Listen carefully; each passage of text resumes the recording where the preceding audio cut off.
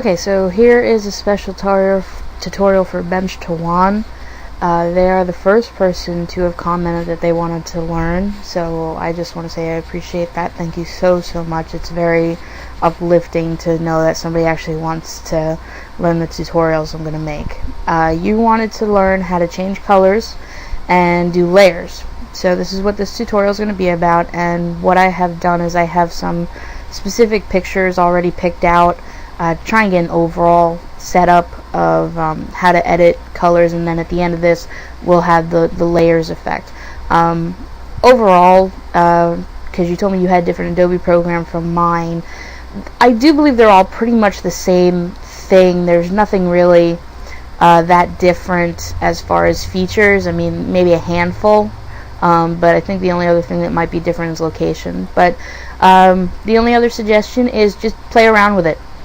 You got an hour or two to kill, grab any type of picture you like, and just play, explore, and you'll get the hang of it. I mean, that's basically how I've learned everything I do know. It's just been self-taught, possibly a handful of tutorials I found myself, or a friend or two helping in with a suggestion. So we're gonna start now.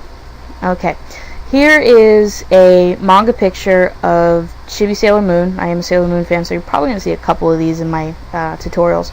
So obviously this is a black and white, and we want to add some color to it. So what we're going to do is, most of the time black and whites are not set for color. You could, being set up here. Okay, so they're normally set up for color, so even if you tried to, color anything in, it's just going to come out grayscale. So what you got to do is you go to image, go to the mode, and make sure it's RGB, because index color just won't work. And this is the same thing for any black and white. Just make sure everything's RGB. It gives you the maximum color get up, plus you can edit and make a new layer. Okay, so here we go. Let's say we want to make her hair brown. Now again, this is going to be, just play with it. You'll get your own thing.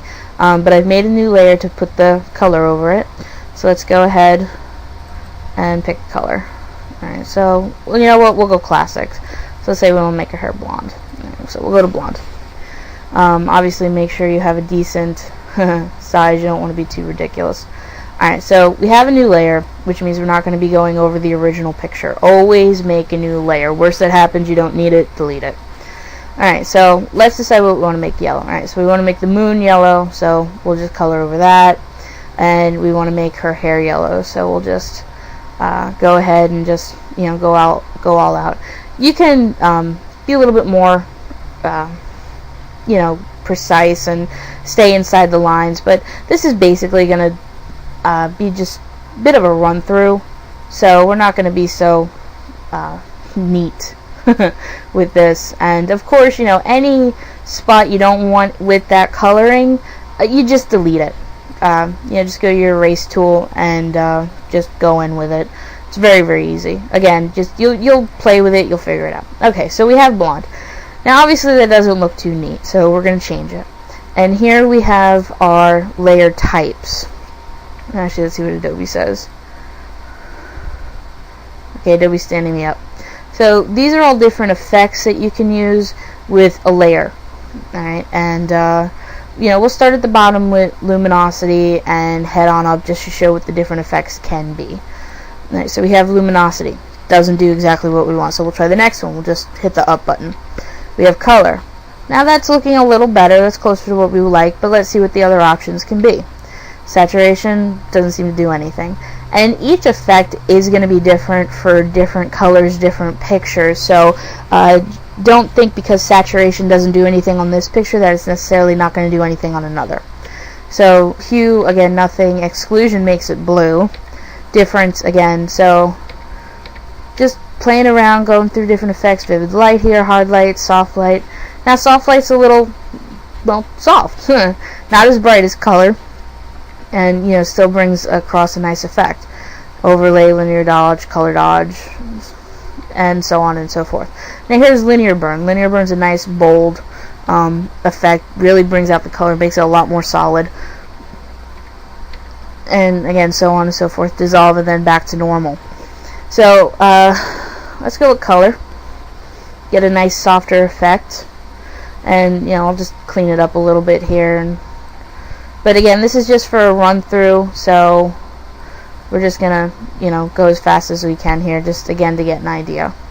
And it's basically going to be the same effects. What I like to do though is for every different color, do a different layer. Again, go back here, her eyes are blue, so we'll do that. And what I like to do when I want to be more precise or important in one area, zoom in. It doesn't hurt nothing. So again, same thing what we did before, and again we're just gonna go through whatever effect we like. I mean, you might want something different for each layer. See, now here's soft light compared to color, and I like how the soft light looks better compared to color. So we're gonna go back to soft light, and that's that. And again, just same thing, flesh color. Now flesh is a little bit tricky here. Just pick a flesh color, and I say that because this is where you're gonna have to play with the opacity line. And let's just color her in real quick. And again, don't go with clarity. This is again just a tutorial, so don't worry about all the mix up. Alright, now what normally works is not that. Oh, linear burn. There we go. Okay, now obviously that is way too dark and it doesn't look very appealing. And we're just going to clear our eyes a little bit here. So we're going to go ahead and play with the opacity. Now I find what opacity works better for skin when you're coloring in a manga is 40%. But again, you can play with it here. That's made it a lighter shade. It's not so heavy, and it's a little bit more flexible. Okay, so we'll stay with that. But again, play. Now I don't like how harsh the white of her eyes are over here. So what I'm going to do is I'm going to go to my brush. I am going to pick a rounded soft area here, and just pick a size that works. And what that's gonna do is that's gonna make a softer blend, and it's gonna be a nicer, softer fade compared to such a harsh cut.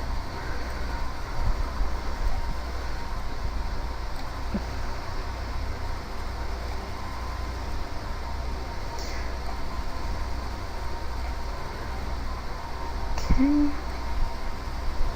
Alright, zoom out, examine it, say you're done with that, just go ahead, go to, file, go to save as, and what it's defaultly going to do is save it as a Photoshop file, which means it's going to save all the layers you did, and, save it for that for a later time if you want to edit something. So you can either save it as the picture's name, or a better format to be saving a solid picture as is PNG. It's a better quality compared to JPEG, and it's a little bigger. But if you want to save some room and you're happy with it, JPEG is totally fine. So just go to it, change the name to whatever you want, and save. So, that's that. So, but again, make sure the mode is RGB, and that's really bit manga. And some of these always turn out so gorgeous.